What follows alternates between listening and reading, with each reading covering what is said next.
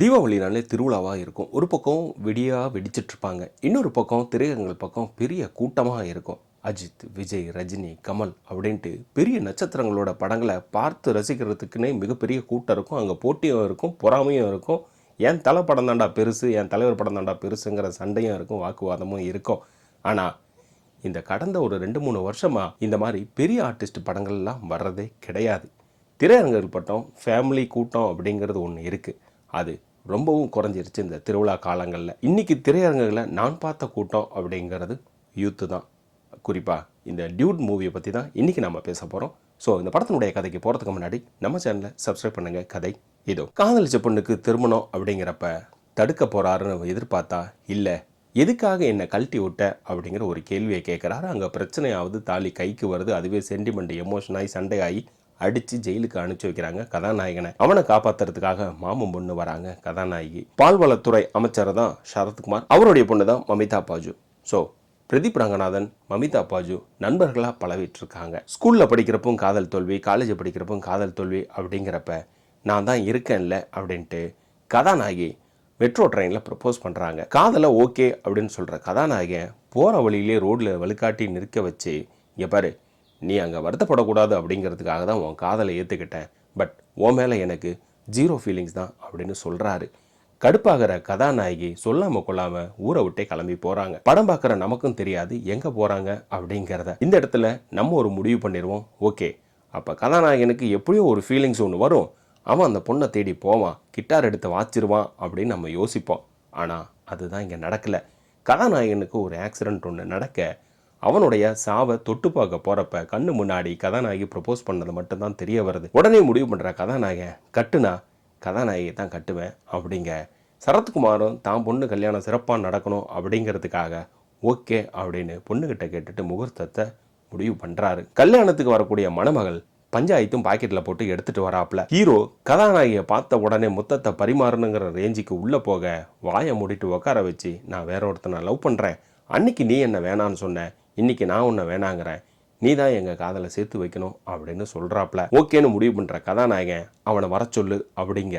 அந்த பையனும் கல்யாணத்துக்கு வரான். அங்கே நடக்கக்கூடிய பிரச்சனை அப்படிங்கிறது கதாநாயகியை கல்யாணம் பண்ண வேண்டிய சூழல் ஏற்படுது. இதுக்கப்புறமா தான் படத்தினுடைய கதையும் ஆரம்பிக்குது. இதுக்கு முன்னாடி வரைக்கும் காமெடியும் பாட்டும் கலாட்டாவும் போயிட்டு இருந்தது, இனிமேல் சீரியஸாக போகும் அப்படின்னு யோசிக்கிறப்ப அந்த இடத்துல பெரிய ட்விஸ்ட் ஒன்று கொடுக்குறாங்க. இது படத்தை அடுத்த கட்டத்துக்கு நகர்த்திட்டு போகுது. இந்த ட்விஸ்ட்டை சரத்குமார் எப்படி ஏற்றுக்க போகிறார் அப்படிங்கிறது தான். கதாநாயகன் ஏன் கதாநாயகியை கல்யாணம் பண்ணுறான், அவனோட லவ்வர் கூட சேர்த்து வைக்க போகிறானா, இல்லை இவங்களுடைய வாழ்க்கையை வாழ போகிறானா அப்படிங்கிறது தான் படம். ஸோ நீங்கள் எதிர்பார்க்காத ட்விஸ்ட்டு உள்ளே இருக்கிறதுனால அதை ரிவீல் பண்ணிட்டா படம் பார்க்குற சுவாரஸ்யம் போயிடும். இந்த படம் இன்றைக்கி நான் தேட்டரில் பார்க்குறப்ப முழுக்க யூத் ஆடியன்ஸ் தான் உள்ளே இருந்தாங்க. டியூட் அப்படின்னு வச்சுக்கலாம். ஃபேமிலி ஆடியன்ஸ் அப்படிங்கிறவன் கண்ணுக்கு எங்கேயுமே எட்டப்படவே இல்லை. ஃபுல்லாகவே அரும்பு மீச குறும்பு பார்வையே இருக்கக்கூடிய ஆட்கள் தான் தேட்டரில் வலிஞ்சு நிறைஞ்சிருந்தாங்க. முதல் காட்சியாகட்டும், முடிச்சுட்டு வரக்கூடிய 2வது காட்சியும் அப்படி தான் இருந்தது. இந்த இடத்துல எனக்கு தோன்றது என்ன அப்படிங்கிறது, இந்த சப்ஜெக்ட் முழுக்க யூத் ரிலேட்டடாக தான் இருக்குது. அதே போல் இந்த இன்ஸ்டாகிராமில் ரீல் பார்க்குறவங்க, சோஷியல் மீடியாவில் ரீல் பார்த்துட்டு இருக்கக்கூடிய ஆடியன்ஸுக்கு இந்த படம் கண்டிப்பாக செட் ஆகும். ஏன்னா இதில் இருக்கக்கூடிய ஒவ்வொரு மூமெண்ட்டுமே ரீல்ஸாக கட் பண்ணி போட்டால் ஸ்வைப் பண்ணி பார்த்துட்ருக்க அவ்வளவு சிறப்பாக இருக்கும்.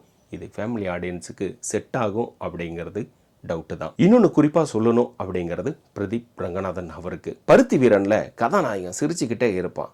அவர் தொடர்ந்து 2-3 படங்கள் அப்படி சிரிச்சிட்ருக்கிறப்ப 3வது படம் அப்படிங்கிறப்ப அட என்னப்பா இவர் இப்படியே பண்ணிகிட்ருக்காரு அப்படிங்கிறத அந்த கதாநாயகனே ஒரு கட்டத்தில் வெளியில் வந்து சொல்ல வேண்டிய சூழல் ஏற்பட்டது. நீங்கள் சிரித்தா நல்லாயிருக்குன்னு சொன்னீங்க, அதான் எல்லா படத்துலையும் சிரித்தேன் அப்படிங்கிற மாதிரி நீங்கள் பர்ஃபார்மன்ஸை ஒரே மாதிரி தொடர்ந்து பண்ணுறது அப்படிங்கிறது ஒரு இடத்துல கொண்டுட்டு போய் முட்டு சந்தில் தள்ளி விட்டுறோம். ஸோ அடுத்த படத்தில் கண்டிப்பாக நீங்கள் உங்களுடைய வேரியேஷனை காட்டியே ஆகணும். ஒரே மாதிரியான பர்ஃபார்மன்ஸை கொடுக்கறத தயவுசெய்து கட் பண்ணிக்கோங்க. இது உங்களுடைய வளர்ச்சிக்கு ஆக சிறந்ததாக இருக்கும். இந்த படத்தில் இன்னொரு கேரக்டரை சொல்லணும்னா சாய் அபயங்கர் மியூசிக்கை சிறப்பாக பண்ணியிருந்திருக்காப்புல. பாட்டு போட்ட உடனே உள்ளே இருக்கக்கூடிய ஆடியன்ஸு பாட ஆரம்பிச்சிட்றானுங்க. டேய் தயவுசெய்து பாட்டை கேட்க விடுங்கடா அப்படின்னா அந்த பிளட்டு சாங்கில் தேட்டரை ஃபுல்லாக பெரிய அலப்பறை தான் பண்ணானுங்க பசங்க எல்லாருமே. அதே போல் அந்த கட்டில் வரக்கூடிய 1000 வாலாவும் சிறப்பாகவே இருந்தது. ஒரு மாதிரி கொண்டுட்டு போயிருக்காப்புல. அடுத்தடுத்த படங்கள் பார்த்தா தெரிஞ்சிடும் இவருடைய சிறப்பு என்ன அப்படிங்கிறது. கதாநாயகியான மமிதா பஜு பக்கத்து வீட்டு பொண்ணு மாதிரி அழகாக இருக்காங்க, அப்பப்போ அழுதுகிட்டே இருக்காங்க. இதுதான் இந்த படத்தில் அவங்களுக்கும் ப்ளஸ்ஸு, கதாநாயகனுக்கும் மைனஸு. ஸோ சிறப்பான எதிர்பார்ப்புகளை அடுத்த படங்களில் இருந்து அவங்ககிட்டே நம்ம எதிர்பார்க்கலாம். எப்படி பண்ண போகிறாங்க அப்படிங்கிறத. தமிழுக்கு இன்னொருத்தர் இன்ட்ரோ ஆகியிருக்காரு, ஹரித்து ஹாரன். முரா படத்தில் பார்த்தீங்கன்னா இவரை ரசிச்சிருந்திருப்பீங்க. இந்த படத்தில் சைலண்டாக சிரிக்கிற மாதிரியான சில சம்பவங்கள்லாம் உள்குத்து வேலையெல்லாம் பண்ணியிருந்திருப்பாப்ல.